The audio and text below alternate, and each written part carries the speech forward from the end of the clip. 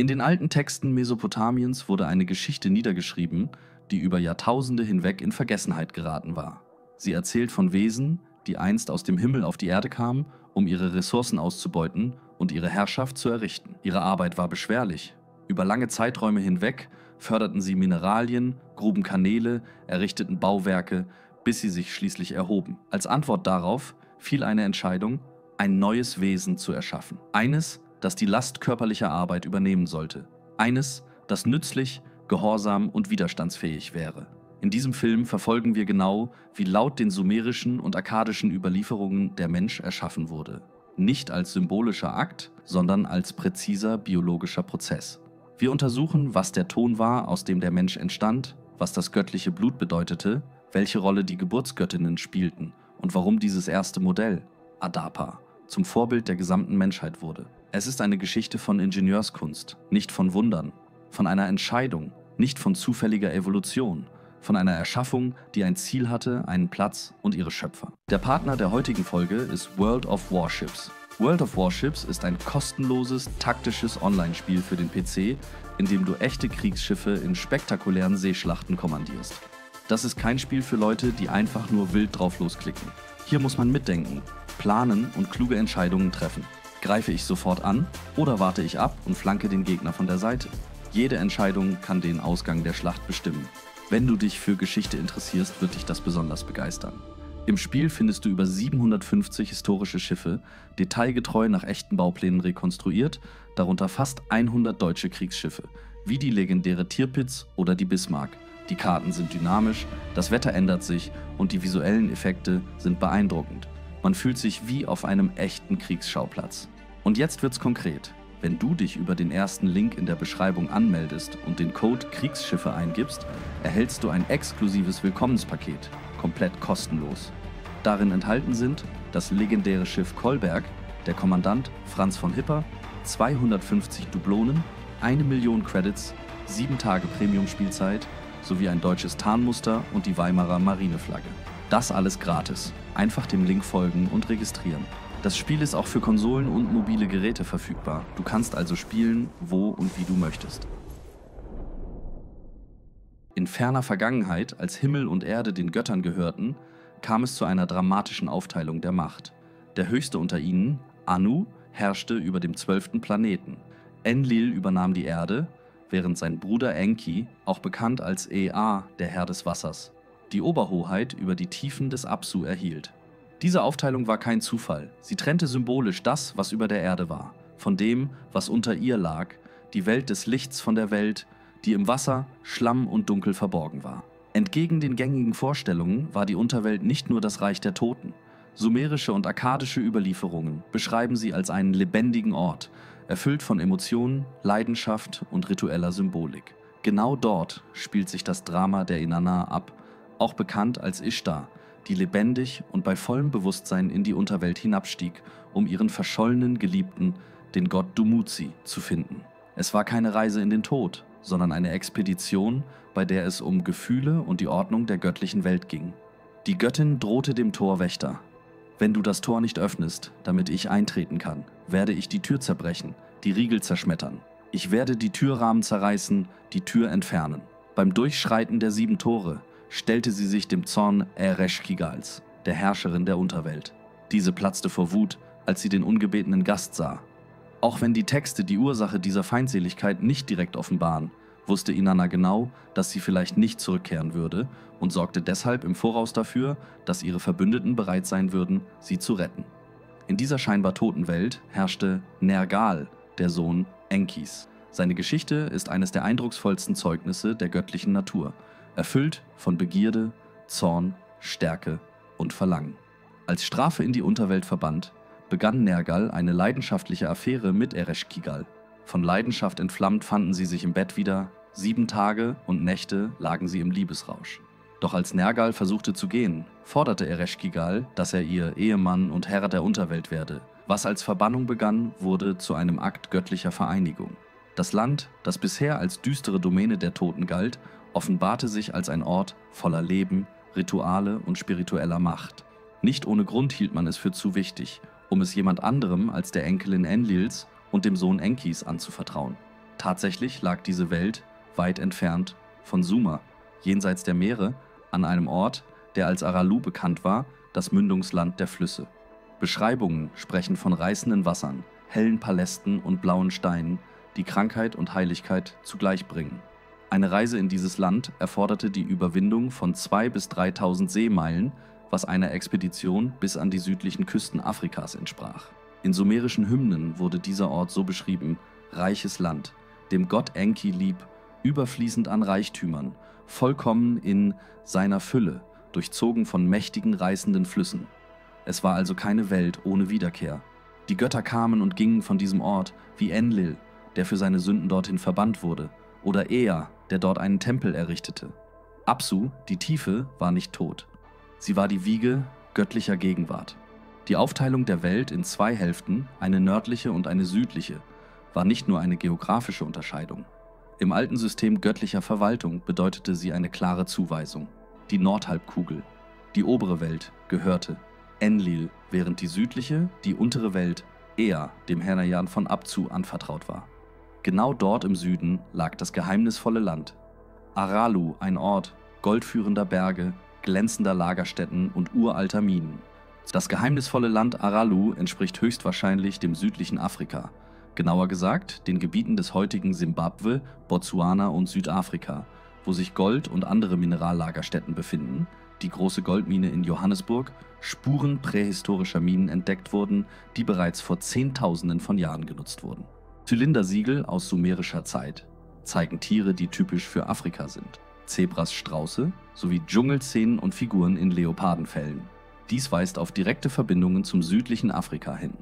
Genau dort, so heißt es, in alten Überlieferungen konzentrierte Ea seinen Genius und übergab ausgewählten Göttern nicht einfach eine Tafel der Weisheit, sondern etwas weit Praktischeres, ein Reservoir an technologischem Wissen über Bergbau und Metallurgie. Der Begriff Abe-Zu, bislang als wässrige Tiefe übersetzt, erhält eine völlig neue Bedeutung, wenn man seine strukturelle Schreibweise versteht. Wörtlich bedeutet er ursprüngliche tiefe Quelle, aber nicht notwendigerweise eine wasserführende. Dieses Wort konnte auch als Zu.ab geschrieben werden, wobei Ab in semitischen Sprachen kostbares Metall bedeutete meist Gold. Das ikonische Piktogramm stellte einen Förderschacht dar, ein tiefes Loch in der Erde. Er war also kein Herr über die Wasserabgründe, sondern ein Gott, der die Ausbeutung von Mineralien überwachte. Der in den Texten erwähnte Bit-Nimiku, traditionell als Haus der Weisheit übersetzt, sollte vielmehr als Haus der Tiefe verstanden werden, ein Ort, aus dem Silber stammte. Ebenso bestätigen Epitheta wie Göttin Sala aus Nimiki, die sich auf glänzende Bronze beziehen, dass Weisheit in diesem Zusammenhang technologisches Wissen bedeutete und nicht abstrakte spirituelle Weisheit. Ea als Oberhaupt von Apsu wurde von seinem Sohn unterstützt, dem Gott Gi.Bil, dem Hüter des Feuers, der über den Schmelzprozess herrschte. Dargestellt als junger Gott mit Armen, aus denen rote Strahlen hervorschossen, symbolisierte er die Alchemie des Feuers, der in 17 das Erdinnere hinabstieg, um Erz in reines Metall zu verwandeln. Die Erze, die im Südosten Afrikas abgebaut wurden, wurden auf speziellen Schiffen Ma.Gur, Ua.Nuabe.Su, Schiffe für Erze aus der Unterwelt, transportiert. Ihr Zielhafen war die Stadt Bat-Tibira, deren Name wörtlich Fundament der Metallverarbeitung bedeutete. Genau dort wurde das gereinigte Metall in Formen gegossen, deren Gestalt sich über Jahrtausende nicht änderte. Gefundene Formen spiegeln sumerische Piktogramme wider, die eine Art grafische Aufzeichnung von Technologie darstellten. Götter des fließenden Wassers wie Ea wurden oft mit Gefäßen über den Gussformen dargestellt, was eindeutig auf ihre Rolle, nicht nur als spirituelle Hüter, sondern auch als Ingenieure und Technologen des Bergbaus, hinwies. Das Land Aralu, Ort der leuchtenden Lagerstätten, war ein Land reich an Erzvorkommen. Inanna beschrieb dieses Gebiet auf ihrer Reise nach Süden als eine Region, in der kostbares Metall unter der Erde verborgen liegt. Mesopotamische Texte bezeichneten Aralu als Haus des Goldes, ein Land der Berge und Hochebenen, die mit Gras bedeckt waren. Die Hauptstadt Ereshkigal befand sich in den Brüsten der Berge, wie sowohl sumerische als auch akkadische Quellen bezeugen. Dieses Land voller Licht und Sonne war das Gegenteil der düsteren Unterwelt. Seine Helligkeit spiegelte sich sogar in den Namen der Metalle wider. Kau, Gi, leuchtend aus der Erde, Gold, Kau, Baba, glänzendes Gold, Silber. Silberpiktogramme zeigten nicht nur einen Minenschacht, sondern auch die Farbe des Bodens. Dunkelrot ähnlich wie die Farbe von Eisen und Kupfererz. Selbst die Schreibweise des Namens Kusch konnte sowohl auf roten Boden als auch auf die afrikanische Bevölkerung hinweisen. Dieses Wissen wurde den Menschen von den Göttern überliefert, lange bevor der Mensch seine Zivilisation entwickelte. Die Bibel erwähnt Tubal-Kain als denjenigen, der alle Werkzeuge aus Kupfer und Eisen schmiedete, viele Jahrhunderte vor der Flut. Alles deutet darauf hin, dass die Kunst des Bergbaus und der Metallverarbeitung ein göttliches Erbe war, ein Zeugnis uralter Technologie aus einer Zeit, in der der Himmel noch von Wesen mit übermenschlichem Wissen bewohnt war. Seit Jahrhunderten faszinierte Gold den Menschen, doch sein Kult begann nicht erst mit dem Aufkommen der Zivilisation, er war älter, tiefer und eng mit der Anwesenheit der Götter auf der Erde verbunden. Das Alte Testament erwähnt das geheimnisvolle Land Ophir als Quelle riesiger Goldmengen. König Salomo schickte seine Flotten dorthin, die von Ezion-Geber am Roten Meer ausliefen. Ihr Ziel war es, Gold zu erwerben. Ganze 450 Talente auf einer einzigen Expedition. Aber nicht nur das. Aus Ophir wurden auch Elfenbein, Affen und Pfauen mitgebracht. Eine andere Flottille, die nach Tarschisch unterwegs war, benötigte 3 Jahre für die vollständige Reise, was auf eine Umrundung, wahrscheinlich um den afrikanischen Kontinent, hindeutet. Einige Forscher lokalisieren Tarschisch in der Gegend von Gibraltar, am Eingang zum Atlantik, einem idealen Ort für den Beginn einer Umrundung Afrikas. Der Name selbst könnte einfach Gießerei bedeutet haben. Ophir hingegen wurde von vielen mit dem Gebiet des heutigen Simbabwes identifiziert, einem Ort, den die Ägypter bereits in frühester Zeit erreichten, um Gold und andere Mineralien zu gewinnen. Heutige Ingenieure stoßen dort auf Spuren prähistorischer Minen, Orte, an denen der Mensch Rohstoffe noch vor dem Aufkommen der uns bekannten Zivilisationen abbaute. Könnten die Nephilim, die auf die Erde kamen, von demselben Impuls geleitet worden sein, der heute die Menschen dazu bringt, den Abbau von Mineralien auf Asteroiden und dem Mond zu planen? Waren sie die Pioniere des interplanetarischen Bergbaus? In der antiken Welt existierte die Überzeugung, dass die Entwicklung der Menschheit, ihre Zeitalter, mit Metallen verbunden war.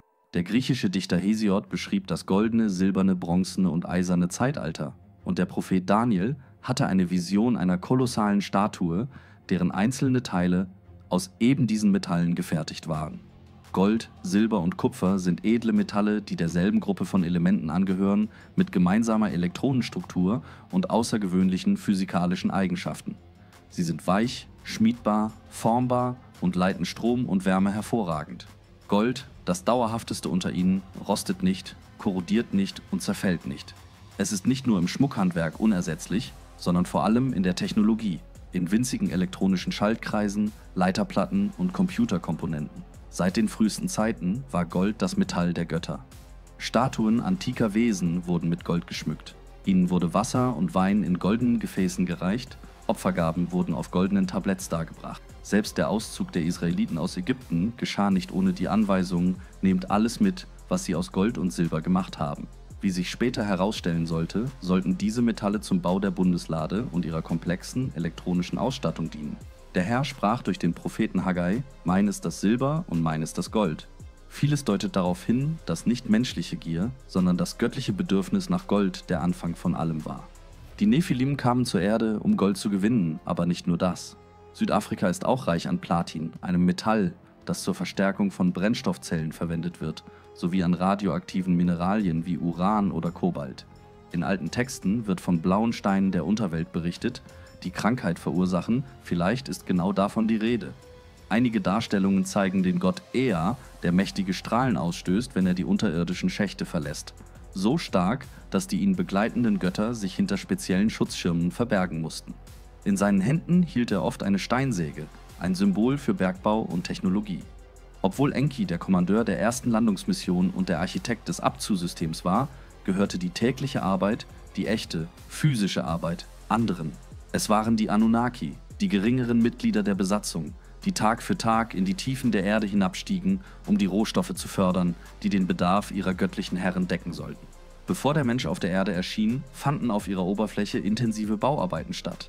Einer der sumerischen Texte beschreibt, wie die Anunnaki, die Götter von Himmel und Erde, mit Hilfe von Äxten und Schubkarren die Fundamente der Stadt Nippur legten. Es handelte sich nicht um ferne, abstrakte Götter, sondern um konkrete Wesen, die körperliche Arbeit verrichteten, Bauten errichteten, Schächte gruben und den Planeten für die Besiedlung vorbereiteten. Die Anunnaki waren Götter für einfache Aufgaben, Ausführende der Befehle höherer Wesen. Das babylonische Epos von der Schöpfung schreibt Marduk und früher, laut älteren sumerischen Quellen, Enlil die Aufteilung der Aufgaben unter den Göttern zu. Es wurde eine Gruppe von 600 Anunnaki ins Leben gerufen, denen die Tätigkeiten auf der Oberfläche des Planeten übertragen wurden, sowie 300 Anunnaki des Himmels, bekannt als Igigi, stationiert auf der Umlaufbahn. Letztere waren wahrscheinlich die Besatzung einer orbitalen Raumstation, von der aus Shuttles zur Erde gesandt und empfangen wurden. Die Igigi blieben oben, fern von den Menschen. Die Texte deuten darauf hin, dass sie zu hoch waren, um sich zu den Menschen herabzulassen, sowohl wörtlich als auch symbolisch. Ihre Aufgaben hatten einen eher technischen und orbitalen Charakter. Die Anunnaki hingegen waren diejenigen, die auf der Erde wandelten, mit der Menschheit interagierten und als Götter verehrt wurden. Sumerische Texte unterscheiden die Zahlen: 300 Igigi und 600 Anunnaki auf der Erde. Dennoch wiederholt sich in vielen Überlieferungen die Zahl 50 große Fürsten. Die Version, die auf Akkadisch als Anunnaki geschrieben wurde, bedeutete 50, die vom Himmel auf die Erde kamen. Ein Text, der beschreibt, wie Marduk vom Verlust eines Schiffes mit 50 Anunnaki an Bord unterrichtet, deutet darauf hin, dass die auf der Erde landenden Gruppen jeweils aus 50 Personen bestanden. Ein Exorzismus aus der Zeit der 3. Dynastie von Ur erwähnt 50 Anunnaki aus der Stadt Eridu, der ersten Basis der Götter auf der Erde. Es ist schwer, den Eindruck zu ignorieren, dass die ersten Kolonisatoren in 50-köpfigen Einheiten ankamen. Als die Flüge vom 12. Planeten berechenbar und regelmäßig wurden, trafen immer mehr Nephilim ein. Einige der zuvor Gesandten kehrten in ihre Heimat zurück, andere blieben. Die Zahl der auf der Erde Anwesenden stieg von 50 auf 600. Als eine kleine Gruppe der Nephilim auf die Erde kam, stand sie vor einer gewaltigen Herausforderung. Wie sollte man mit einer begrenzten Anzahl von Arbeitskräften die notwendigen Mineralien abbauen und die verarbeiteten Rohstoffe auf den 12. Planeten schicken? Die Lösung sollte Wissen sein. Genau in diesem Moment offenbarte sich der wahre Wert von Enki. Nicht als Krieger, sondern als Ingenieur, Wissenschaftler und Meister der Technologie. Ihm, nicht Enlil, wurde die Leitung der Mission in Abzu anvertraut. Auf einem berühmten Siegel, das heute im Louvre aufbewahrt wird, ist er nicht wie gewöhnlich mit Wasser, das aus Flüssen fließt, dargestellt, sondern mit Flüssigkeiten, die aus Laborgefäßen zu kommen scheinen, als ob sie durch ein Filtersystem geleitet würden. Ist das ein Symbol für alte Versuche, Metalle aus den Meeren zu gewinnen? Ozeanwasser enthält tatsächlich mikroskopisch kleine Mengen an Gold und anderen wertvollen Mineralien. Doch ihre Verdünnung würde eine derart fortgeschrittene Technologie erfordern, dass sie selbst heute noch als kostspielig und unrentabel gilt. Und dennoch berichten antike Texte von einem speziellen Schiff namens Eliputebiti, versenkbares Schiff, was höchstwahrscheinlich dem entspricht, was wir heute ein U-Boot nennen würden. Es erscheint auch das Motiv der Fischmenschen, die Ea begleiteten, Wesen, die in der Tiefsee operieren konnten. Haben die Nephilim tatsächlich versucht, mit dem Wasserbergbau zu beginnen? Oder war ihr erstes Ziel das Goldwaschen in Flüssen, bevor sie sich dazu entschlossen, tief unter die Erde zu gehen? So oder so, ihre ursprünglichen Pläne schlugen fehl. Kurz nach der Gründung der ersten Siedlungen erhielten mehrere hundert Anunnaki eine neue, unerwünschte Aufgabe: den Abbau von Mineralien aus den Tiefen Afrikas. Auf sumerischen Siegeln haben sich Szenen erhalten, die Götter am Eingang von Bergwerken zeigen. Auf einem davon steht Gibil, der Sohn Enkis, an der Oberfläche, während ein anderer Gott in gebückter Haltung in einem engen Tunnel unter der Erde arbeitet. In babylonischen und assyrischen Texten finden sich Hinweise auf Männer, jung und alt, die zu lebenslanger Zwangsarbeit in unterirdischen Minen verurteilt wurden. Dort, wo das Licht fehlte und die Luft vom Staub durchdrungen war, war der Tod wahrscheinlicher als die Rückkehr an die Oberfläche. Die sumerische Bezeichnung für dieses Land, Kur-Nu-Gi-A, bedeutete das Land, in dem die Götter in tiefen Tunneln arbeiten und Erze sammeln. Später wurde es als das Land ohne Wiederkehr bekannt. Alle Überlieferungen sind eindeutig. Als die Nephilim sich auf der Erde niederließen, existierte der Mensch noch nicht. Das bedeutet, dass die Anunnaki, Wesen, die von einer anderen Welt kamen, die schwersten Arbeiten selbst verrichten mussten. Als Inanna in die Unterwelt hinabstieg, beschrieb sie als erschöpfte Wesen, die sich von Speisen ernähren, die mit Lehm vermischt sind, und Wasser trinken, das voller Staub ist. Vor diesem Hintergrund erhält einer der bedeutendsten Mythen Mesopotamiens eine tiefere Bedeutung. Die Erzählung mit dem Titel »Als die Götter«, wie die Menschen mit der Arbeit begannen. Dank der Arbeit von Gelehrten wie Lambert und Millard, die antike Fragmente in Atrahasis, The Babylonian Story of the Flood, rekonstruierten, liegt dieser Text heute in vollständiger Form vor. Die Geschichte über die Ankunft der Götter auf der Erde, ihre mühsame Arbeit und schließlich die Erschaffung des Menschen als Helfer, der ihre körperliche Last übernehmen sollte, führt zu einem dramatischen Höhepunkt, der Flute. Doch das ist erst der Anfang. Bevor der Mensch auf der Erde erschien, war dieser Planet ausschließlich den Göttern vorbehalten. Damals verrichteten die Anunnaki alle schwere Arbeit eigenhändig. Als die Götter wie die Menschen sich an die Arbeit machten und Mühe auf sich nahmen, die Mühe der Götter war groß. Die Arbeit war schwer, das Elend gewaltig. Die Herrschaft war bereits aufgeteilt. Anu herrschte im Himmel. Enlil verwaltete die Erde, Enki die Meere und die Tiefen des Apsu. Auf der Erdoberfläche wurden die ersten 7 Städte gegründet, die von bestimmten Anunnaki geleitet wurden. 7 große Fürsten überwachten die niederen Götter und zwangen sie zur körperlichen Arbeit. Kanäle zu graben, Flüsse zu vertiefen, Mineralien abzubauen, diese Aufgaben führten zur Krise. Selbst wenn spezielle Werkzeuge wie die silberne Axt, die wie der Tag leuchtet, verwendet wurden, war die Anstrengung zu groß. Nach 40 Zeiträumen der Erschöpfung, Frustration und des Schmerzes explodierten die niederen Götter. Genug! Sie klagten, sprachen schlecht über ihre Vorgesetzten, murrten in den Gräben. Die Rebellion begann im Bergbaugebiet. Der Besuch Enlils wurde als Gelegenheit zur Konfrontation genutzt. Der Anführer des Aufstands, dessen Name nicht überliefert ist, rief seinen Gefährten zu: Jetzt erklären wir den Krieg. Lasst uns einen Plan vereinbaren und kämpfen. Die Sturmszene erinnert an einen dramatischen Umsturz, den Funken einer Revolution. Sie verbrannten ihre Werkzeuge, legten Feuer an ihre Äxte, umzingelten Enlils Haus bei Nacht. Der alarmierte Berater Kalkal weckte Nusku und dieser wiederum rief: Enlil, mein Herr, dein Haus ist umzingelt, eine Schlacht braut sich vor deiner Tür zusammen. Erschüttert wollte Enlil sofort zu den Waffen greifen, doch Nusku riet zur Besonnenheit, zur Einberufung eines Götterrats. Anu stieg vom Himmel herab, auch Enki kam hinzu. Während des Rates war Enlil, überzeugt davon, dass sich der Aufstand gegen ihn richte, auf ein Ermittlungsverfahren bedacht. Nusku fragte die aufständischen Götter, wer den Aufstand begonnen habe. Die Antwort war einstimmig: Jeder von uns hat den Krieg erklärt. Unsere Arbeit ist schwer, das Elend groß. Wir sterben in diesen Gräben. Überrascht und bewegt und zuerst zornig stellte Enlil ein Ultimatum. Der Schuldige solle geköpft werden oder er werde abdanken. Doch Anu aus dem Himmel sprach anders. Wessen Schuld werfen wir ihnen vor? Ihre Arbeit war schwer, ihr Elend groß. Der Kummer war gewaltig, man hörte ihn jeden Tag. Daraufhin machte Enki sich der technologischen Möglichkeiten bewusst, einen bahnbrechenden Vorschlag. Die Geburtsgöttin soll einen primitiven Arbeiter erschaffen. Er soll das Joch tragen, die Mühe der Götter auf sich nehmen.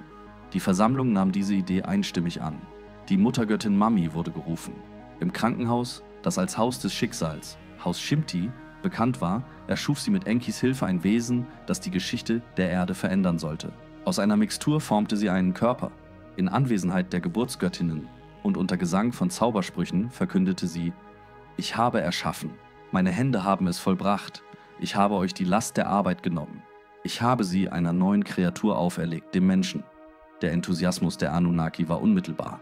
Sie küssten die Füße der Göttin, dankbar für ihre Befreiung. Von diesem Moment an sollte das neue Wesen, der Mensch, das Joch tragen und die Arbeit verrichten, die zuvor auf den Schultern der Götter lag. Es war der Götteraufstand, der zur Erschaffung der Menschheit führte. Es war weder Gnade noch Zufall. Der Mensch wurde geboren als Werkzeug, als Helfer der göttlichen Zivilisation in ihrem kolonialen Projekt auf der Erde. Behauptungen, dass der Mensch von Wesen aus den Sternen erschaffen wurde, von uralten Göttern, den Nephilim, mögen auf den ersten Blick sowohl der Evolutionstheorie als auch den religiösen Dogmen der Bibel zu widersprechen scheinen. Und doch ergibt sich bei genauer Betrachtung der sumerischen Texte eine überraschende Schlussfolgerung: Ein Widerspruch muss nicht existieren. In den Überlieferungen der Sumerer war der Mensch das Ergebnis eines göttlichen Aktes, gleichzeitig jedoch ein Glied in der evolutionären Kette. Der Mensch war auf der Erde noch nicht vorhanden, als die Nephilim hier eintrafen. Die Erde war bewohnt von Flora und Fauna, unbearbeitet, wild, ungezähmt. Die Kunst des Ackerbaus und der Viehzucht war noch nicht bekannt. Im biblischen Sinne, es gab weder Strauch noch Kraut, denn es war kein Mensch da, um das Land zu bebauen. Gerade der Bedarf an Arbeitskraft führte zu einer Entscheidung, die den Lauf der Geschichte veränderte. Marduk verkündete: Ich werde der Welt einen demütigen Primitiven geben. Er soll Mensch genannt werden. Ich werde einen primitiven Arbeiter erschaffen, damit er den Göttern dient, damit sie aufatmen können. Der Mensch wurde also nicht als göttliches Wesen erschaffen, sondern als Lulu, primitiver Arbeiter. Er sollte dienen. Er war Avillum, ein Arbeitender. Für die Alten war dies nichts Herabwürdigendes. Es war selbstverständlich, dass der Mensch geschaffen wurde, um für die Götter zu arbeiten. Auch in der Bibel erschafft Gott den Menschen erst dann, als er ihm einen Arbeitsplatz bereitet, den Garten Eden. Und Gott, der Herr, nahm den Menschen und setzte ihn in den Garten Eden, damit er ihn bebaue und bewahre. Wo die sumerischen Götter nach Erleichterung schrien, Ruhe und Rettung von der Arbeit forderten, dort wandelte Elohim einfach im Garten im Abendwind, zufrieden darüber, dass das neue Wesen seine Aufgaben erfüllte. Bereits im Buch Genesis lassen sich Spuren eines alten sumerischen Polytheismus erkennen. Die Worte „Lasst uns Menschen machen nach unserem Bild" uns ähnlich deuten auf eine Beratung hin. Wer war der Adressat dieser Aussage? Wer waren die Wir? Die Antwort liegt auf der Hand, wenn man bedenkt, dass das biblische Elohim ein Plural ist, Götter. Als Adam und Eva die verbotene Frucht aßen, warnte Elohim: Siehe, der Mensch ist geworden wie einer von uns. Er kennt Gut und Böse. Die biblische Version ist somit eine redigierte und vereinfachte Darstellung der ursprünglichen sumerischen Quellen. Der Mensch wurde als ein Wesen aus der Erde erschaffen, aus Staub, Adama, weshalb ihm der Name Adam gegeben wurde. Er war kein Gott, er war ein Sterblicher. Doch trotz seiner Sterblichkeit wurde er nach dem Bild und Gleichnis seiner Schöpfer erschaffen, sowohl körperlich als auch emotional. In der Bibel und in der Ikonographie wird deutlich, die Götter hatten Gesichter, Füße, Hände, Finger. Man konnte mit ihnen sprechen, streiten, sogar ringen. Der Mensch sah aus wie sie, denn er wurde aus ihnen geformt. Doch die Frage bleibt, wie kam es dazu, dass ein Wesen, das den Nephilim so ähnlich war, auf der Erde erschien? Wie erschafft man ein physisches, emotionales und genetisches Abbild von Wesen aus einer anderen Welt? Über viele Jahrhunderte lebte die westliche Welt in dem Glauben, der Mensch sei mit Bedacht erschaffen worden, um über Tiere und Pflanzen zu herrschen. Bis zum Jahre 1859, als Charles Darwin über die Entstehung der Arten veröffentlichte, ein Traktat, das die Grundlagen des bisherigen Wissens erschütterte. Darwin war nicht der Erste, der den Prozess der Evolution bemerkte, doch er war es, der zeigte, dass auch der Mensch ein Teil davon ist. Die Kirche wies diesen Gedanken heftig zurück, doch mit der Zeit, angesichts der Fakten aus Geologie, Genetik und Anthropologie, milderte sich die Haltung. Und doch blieb eine Lücke. Homo sapiens erschien plötzlich auf der Erde. Ohne erkennbare Vorfahren, ohne Übergangsphase. Kein früherer Hominide erklärt diese Transformation. Es gab keine langsame Wandlung des Homo erectus zum vernunftbegabten Menschen. Die Wissenschaft vermag bis heute nicht zu erklären, wie es dazu kam. Und doch existiert die Antwort in den sumerischen Texten, in den babylonischen Mythen, in der redigierten Version des Alten Testaments. Homo sapiens, der moderne Mensch, wurde von den alten Göttern erschaffen. Die sumerischen Texte lassen keinen Zweifel über den Moment der Erschaffung des Menschen. In den Berichten über die Mühen der Anunnaki und ihre Rebellion wiederholt sich mehrfach die dramatische Formel. 10 Zeitperioden lang haben sie Mühe ertragen. 20 Zeitperioden lang haben sie Mühe ertragen. 30 Zeitperioden lang haben sie Mühe ertragen. 40 Zeitperioden lang haben sie Mühe ertragen. Das Wort Zeitperiode bedeutete Ma, etwas, das endet und beginnt. Für die Nephilim, deren Planet X eine Umlaufbahn von 3600 Erdenjahren hatte, ein Saar, bedeuteten 40 solcher Perioden ganze 144.000 Erdenjahre harter Arbeit, bevor es zur Rebellion kam. Wenn die erste Landung vor etwa 450.000 Jahren stattfand, dann wurde der Mensch vor etwa 300.000 Jahren erschaffen. Die Nephilim schufen das Leben nicht von Grund auf neu. Sie riefen weder Säugetiere, noch Primaten, noch Hominiden ins Leben. Sie veränderten etwas, das bereits existierte. Als Enki mit der Aufgabe betraut wurde, antwortete er: Das Wesen, dessen Namen ihr genannt habt, es existiert. Kleidet es ein, das Wesen, das bereits existiert, in das Ebenbild der Götter. Das war der Schlüssel. Der moderne Mensch, Homo sapiens, wurde nicht aus dem Nichts erschaffen. Er entstand durch einen Eingriff, das Einpflanzen des Ebenbildes der Götter in ein Wesen, das bereits existierte, Homo erectus. Die große Zwischeneiszeit, die vor etwa 435.000 Jahren begann, brachte eine Erwärmung und eine Explosion des Lebens mit sich. Die Nephilim beobachteten die Erde, sie bemerkten nicht nur die Entwicklung der Flora und Fauna, sondern auch die höheren Lebewesen. Unter ihnen befanden sich Wesen, die in der Lage waren zu beobachten, zu reagieren und sich sogar den fremden Besuchern zu nähern. In Mythen wie dem Gilgamesch oder anderen sumerischen Überlieferungen lesen wir von tierähnlichen Menschen, die unter Tieren lebten, sich von Gras ernährten, Wasser aus Gräben tranken, in Blätter gehüllt waren, aber bereits intelligent genug, um Fallen von Jägern zu entschärfen und andere Kreaturen zu beschützen. Am ganzen Körper mit Haaren bedeckt, das Haar auf dem Kopf üppig wie bei einer Frau, er kennt keine Menschen, kennt kein Land, er reißt Fallen heraus, füllt Gruben auf. Dieser bedeutende Abschnitt war der Ausgangspunkt. Die Nephilim benötigten Helfer, keine weiteren wilden Tiere, sondern Wesen, die Befehle verstehen, mit Werkzeugen arbeiten und Aufgaben auf dem Feld, in der Mine oder in der Werkstatt erfüllen konnten. Die natürliche Evolution hätte ein solches Ergebnis in weiteren Millionen von Jahren nicht hervorgebracht. Es bedurfte eines Sprungs, einer künstlichen Beschleunigung des Prozesses. Die Nephilim konnten nicht warten. Enki, der führende Wissenschaftler, hatte bereits die Lösung. Die Wahl fiel auf Homo erectus. Ihm wurde das Ebenbild der Götter eingepflanzt. Der Mensch wurde nützlich. Genmanipulation, so lässt sich am kürzesten beschreiben, was geschah. Der Vorgang der Befruchtung, der Verschmelzung genetischen Materials war den Göttern bekannt. Die moderne Wissenschaft beginnt gerade erst, das Ausmaß dieses Eingriffs zu begreifen. Aber die Technologie, die wir heute entwickeln, Klonen, Gentechnik, Zellfusion, all diese Elemente finden sich in den sumerischen Erzählungen wieder. Experimente wie das Klonen von Fröschen oder Techniken zur Verbindung von Zellen verschiedener Arten, sie sind das moderne Echo jener Ereignisse. Es ist bereits möglich, jede beliebige Zelle zu entnehmen und daraus ein vollständiges Wesen zu erschaffen. Man kann seine Eigenschaften programmieren, ihm Aussehen, Widerstandskraft und sogar Temperament verleihen. Auf genau diese Weise erschufen die Götter den Menschen, nicht durch ein Wunder, nicht aus göttlicher Laune, sondern durch eine technologische Entscheidung. Der Mensch war und ist ein Produkt genetischer Ingenieurskunst. Sie waren vor uns hier. Sie verfügten über ein Wissen, das wir erst heute zu verstehen beginnen. Die Nephilim, Wesen, die vor 450.000 Jahren zu interstellaren Reisen fähig waren, mussten auch Meister der Biologie und Genetik gewesen sein. Sie kannten Prozesse, die wir gerade erst entdecken. Klonen, Zellfusion, Gentechnik. Aber ihre Fähigkeiten gingen über das Labor hinaus. Sie konnten diese Techniken direkt an lebenden Organismen anwenden. In antiken Texten finden wir Beschreibungen von Wesen, die Überreste ihrer Experimente sein könnten. Berossus berichtet von abscheulichen Kreaturen, erschaffen aus zwei verschiedenen Lebensquellen, Wesen mit zwei Köpfen, männlich und weiblich, mit Hörnern, Fischschwänzen, Pferdegliedmaßen und Körpern mit gemischten Merkmalen.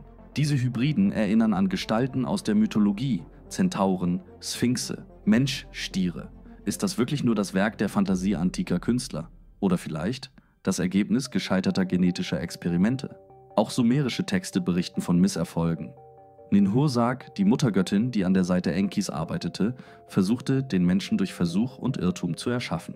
Es entstanden deformierte Wesen, eine Frau, die keine Kinder gebären konnte, ein Mann ohne Geschlechtsorgane, ein Mensch mit Problemen an Nieren, Leber, Herz, ja sogar mit vorzeitiger Alterung. Doch diese Versuche führten schließlich zum Erfolg. Enki nannte ihn Adapa. Die Bibel nannte ihn Adam. Die heutigen Wissenschaftler, Homo sapiens. Dieser Mensch hatte glatte Haut wie die Götter, nicht von Fell bedeckt wie die Affenwesen. Er war genetisch so kompatibel mit den Nephilim, dass diese menschliche Frauen heiraten und mit ihnen Kinder zeugen konnten. Nach sumerischer Terminologie ist der Mensch Lulu, der Vermischte. Die Texte berichten, dass Ninhursag ihre Hände wusch, ein hygienischer Akt, Lehm schöpfte und ihn mit dem Blut der Götter vermischte. Das ist kein Symbol. Das ist ein Verfahren. Lehm ist als irdisches, genetisches Material zu verstehen. Blut als göttliche Essenz, Träger des Lebenscodes. Mische es mit dem Kern des Lebens vom Fundament der Erde, gib ihm die Form des Kerns. Das 2. Kapitel des Buches Genesis stellt fast die gleiche Version dar. Und Jahwe, Elohim, formte Adam aus dem Staub der Erde und blies den Odem des Lebens in seine Nase. So wurde Adam eine lebendige Seele.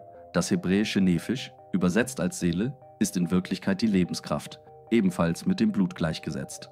Die Bibel verbietet den Verzehr von Blut, denn das Blut ist Nefesh, Träger des Lebens. Der Begriff Adam bedeutete nicht einfach Mensch, er leitet sich ab von Adama, dunkelroter Erde, und Dam, Blut. Adam, dass es der von der Erde ist, aber auch der vom Blut ist. Demnach entstand der Mensch gemäß mesopotamischer und biblischer Texte durch die Vermischung eines göttlichen Elements mit irdischem Material.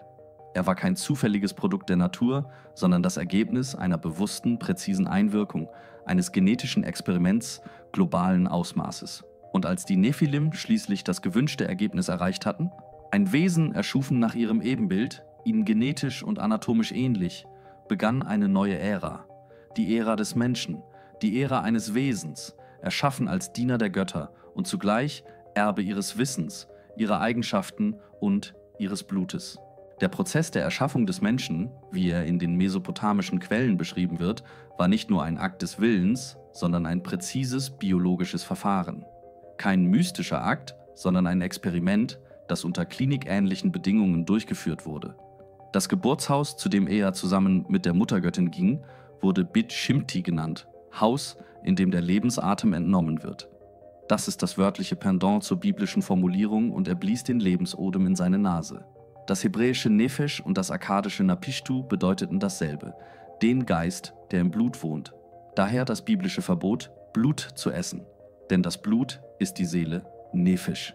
Die mesopotamischen Texte gehen jedoch weiter. Sie erklären eindeutig, das Blut eines Gottes war die Schlüsselzutat der Mischung, aus der der Mensch erschaffen wurde. Die Götter wählten einen bestimmten von ihnen.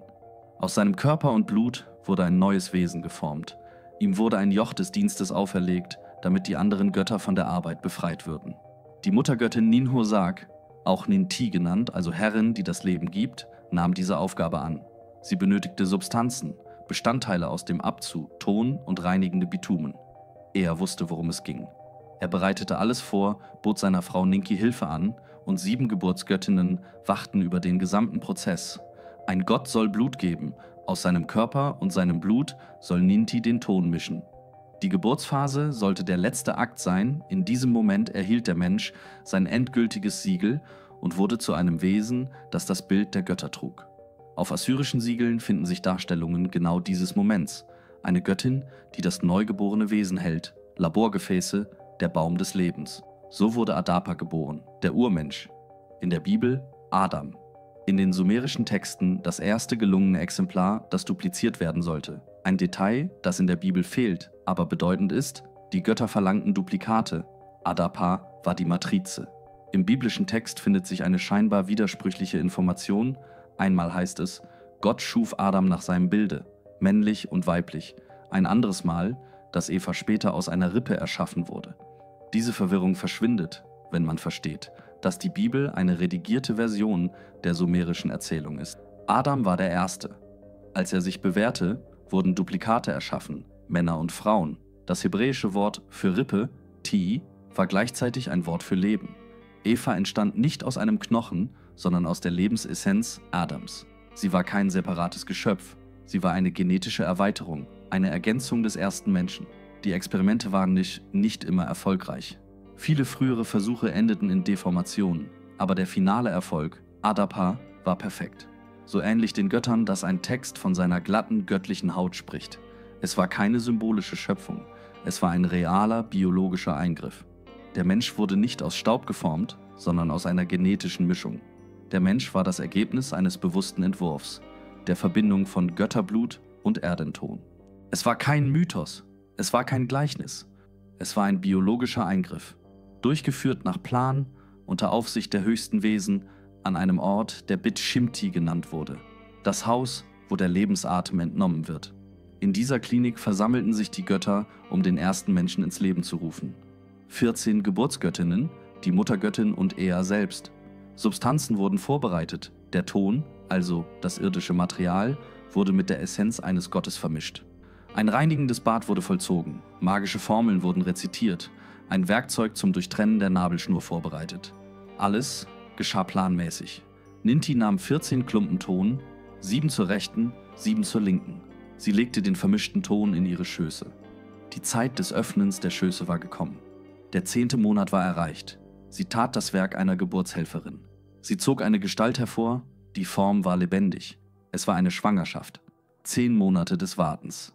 Die Geburt eines Wesens, nicht symbolisch, sondern real, biologisch. Die Texte lassen keinen Zweifel. Enki lieferte nicht nur das Blut des Gottes, sondern auch die Tema, ein Element, das als Persönlichkeit, das, was das Haus des Gedächtnisses ist, übersetzt wird, sowie die Napishtu, also den Geist, Nefesh in der Bibel. All das weist eindeutig darauf hin. Die Götter übertrugen ihre Gene. Das Ziel war eine genetische Bindung des geschaffenen Wesens mit dem Gott selbst, bis zum Ende der Tage. Sowohl der Körper, Bild, als auch die Seele, Ähnlichkeit, sollten das Zeichen göttlicher Verwandtschaft tragen. Die Texte sprechen von der Zugabe der Essenz, Kisir, der Götter, und machen sogar einen Unterschied. In diesem Prozess wurden männliche göttliche Gene und weibliche irdische Gene verwendet. So wie Adam Seth zeugte, so befruchtete das göttliche männliche Gen ein irdisches Ei. Wenn der Ton das irdische Element war und alles weist darauf hin, dann wurde das männliche Sperma eines Gottes in das Ei einer Affenfrau eingebracht. Der sumerische Begriff Tit, Ton, war zugleich ein Synonym für das Wort Besa, also Ei. Im Wortspiel war ein Code verborgen, unverständlich für die alten Übersetzer, aber heute verständlich. Aus genau diesem Vorgang entstand der Urmensch, Adapa. Als das Experiment gelang, wurden Duplikate in die Schöße der Geburtsgöttinnen eingesetzt. 2x7 Göttinnen versammelten sich. 7 gebaren männliche Säuglinge. 7 gebaren weibliche Säuglinge. Diese Wesen waren Menschen, Geschöpfe der Muttergöttin. Der erste Homo sapiens entstand nicht durch natürliche Evolution. Er war nicht das Ergebnis eines langen Prozesses der natürlichen Selektion. Er war das Produkt eines Eingriffs, ein Wesen aus Erdenleben und dem Samen der Götter. Er wurde entworfen und erschaffen. Der Mensch war kein Zufall. Der Mensch war eine Entscheidung. Der Mensch war ein Geschöpf der Götter. Stark überlieferte Texte, biblische Schriften und moderne archäologische Entdeckungen treffen sich in einem Punkt. Der Mensch wurde im südöstlichen Afrika geboren. Dort, wo sich das Abzu befand, die Unterwelt, das Land der Minen. Genau dort fand die Erschaffung der ersten Menschen statt. Genau dort wählte Ea, der Herr des Abzu, den Ton, vermischte ihn mit göttlicher Essenz und rief den Menschen ins Leben. In seinem Haus, erbaut aus Silber und Lapislazuli, entstanden Geschöpfe mit hellem Antlitz. Sie standen um Nudimud, ein anderer Name für Enki, als lebendiges Zeugnis eines neuen Anfangs. Zunächst jedoch verließen die neuen Menschen ihren Ursprungsort nicht. Sie wurden im Abzu festgehalten, in der Unterwelt. Währenddessen arbeiteten die Anunnaki in Mesopotamien, jene unter dem Kommando Enlils, weiterhin ohne Unterstützung. Das führte zu Spannungen. Die Erschaffung des Menschen sollte das Gleichgewicht wiederherstellen, doch sie polarisierte die Lage noch stärker. Ein geheimnisvoller Text, genannt Mythos von der Hacke, beschreibt die Ereignisse, die zur Trennung zwischen Himmel und Erde führten. Enlil, beunruhigt über die Situation und die Tatsache, dass primitive Arbeiter nur im Abzu verfügbar waren, traf eine beispiellose Entscheidung. Er trennte Himmel von Erde, durchschnitt das Band zwischen ihnen, damit die Geschaffenen das Versteck verlassen konnten und von jenem Ort kommen konnten, wo sich das Fleisch vermehrte. Die Aktion, die sich gegen die Länder von Hacke und Schubkarre richtete, wurde mit einem außergewöhnlichen Werkzeug durchgeführt, Al-Ani, beschrieben als Axt, die Kraft freisetzt. Diese Waffe hatte einen Zahn, der an ein Horn erinnerte, zerstörte Mauern, riss Wurzeln heraus, zerschnitt Pflanzenspitzen. Der Beschreibung nach handelte es sich um eine gigantische Bergbaumaschine, vergleichbar mit einem modernen Bulldozer-Bohrer. Im Loch erschien der Kopf eines Menschen. Aus der Erde drangen Menschen zu Enlil hervor. Es waren primitive Arbeiter, Schwarzhaarige. Enlil sah sie mit unerschütterlichem Blick an, doch seine Entscheidung stand fest. Die Anunnaki, dankbar, meldeten Bedarf an und nahmen sie sofort zur Arbeit. Den Schwarzhaarigen wurde die Hacke überreicht. So wurden die Menschen in die Hände der Götter Mesopotamiens gegeben. Sogar die Bibel bestätigt diese Bewegung. Gott Jahwe pflanzte einen Garten in Eden, im Osten, und er nahm den Menschen und setzte ihn in den Garten Eden, damit er ihn bebaue und bewache. Adam, der im westlichen Gebiet erschaffen wurde, also in Afrika, wurde in das östliche Mesopotamien versetzt. Nicht als freies Wesen, sondern als Arbeiter, der die Gärten der Götter bebauen und pflegen sollte. Das war kein Paradies, das war eine irdische Arbeitszone. Eden war der Sitz der Götter und der Mensch, ihr Gärtner, Gräber, Wächter. Nach alten Texten zufolge könnte der Mensch nicht durch ein göttliches Wunder oder eine zufällige Mutation entstanden sein, sondern als Ergebnis eines bewussten Eingriffs, eines technischen, nicht spirituellen Aktes. Die Erzählungen aus Mesopotamien beschreiben einen präzisen Vorgang. Die Auswahl eines lebenden Wesens auf der Erde, das Vermischen seines Materials mit göttlichem Blut und anschließend die Geburt einer neuen Form, des Menschen, geformt zur Arbeit, untergeordnet seinen Schöpfern. Es sind Berichte, die durch ihre Detailgenauigkeit erstaunen. Einige von ihnen scheinen mit den Erkenntnissen der modernen Genetik zu harmonieren. Andere erinnern an mythologische Visionen, die über Jahrhunderte hinweg verwischt und vereinfacht wurden. Wurde der Mensch tatsächlich in den Laboren der Götter erschaffen und nicht im Verlauf einer langen Evolution? Stammt unsere Schöpferrasse aus fernen Welten und sind wir das Erbe ihrer Anwesenheit auf diesem Planeten? Eine eindeutige Antwort haben wir bis heute nicht. Doch die Spuren, Texte, Symbole, Mythen und archäologische Funde sind immer noch bei uns. Vielleicht ist das alles nur eine Metapher oder vielleicht die Erinnerung an etwas, das wirklich geschehen ist.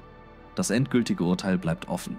Sowie die Frage, die seit Jahrhunderten keine Ruhe lässt: Wer sind wir und wer hat uns erschaffen?